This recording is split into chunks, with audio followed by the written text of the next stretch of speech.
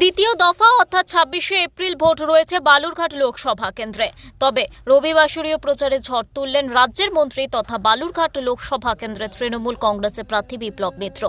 এদিন সকালে তিনি বালুরঘাট সংলগ্ন সবজি বাজারে প্রচারের পাশাপাশি কালী মন্দিরে পুজো দেন। সঙ্গে ছিলেন দলীয় কর্মী সমর্থকরা। মূলত এই কেন্দ্রের দিকে নজর রয়েছে বঙ্গবাসী। নির্বাচনের ফলাফল কি হবে, কারণ বিপ্লব মিত্রের প্রতিপক্ষ বিজেপির রাজ্য সভাপতি সুকান্ত মজুমদার। পাশাপাশি এই কেন্দ্রে প্রার্থী দিয়েছে আরএসপি এবং আইএসএফ।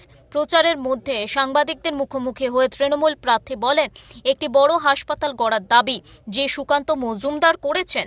আগে রায়গঞ্জে এইমস করুক, ওরা তো বলেছিল রায়গঞ্জে এইমস করব।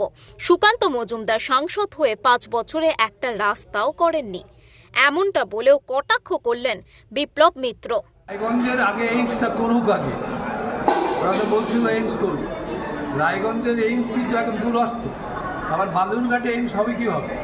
সুতরাং এগুলো ভোটের আগে লোককে বোকা বানানো। এতদিন সুকান্তবাবু তো অনেকদিন রাজ্যের সভাপতি হয়েছেন দলে, যে দল ভারতবর্ষের ক্ষমতায় আছে, সেই দলের পক্ষ থেকে উনি একটা দিনের জন্য এর আগে ৫ বছরের মধ্যে বলেছেন যে তিনি বালুরঘাটে এইমস করবেন।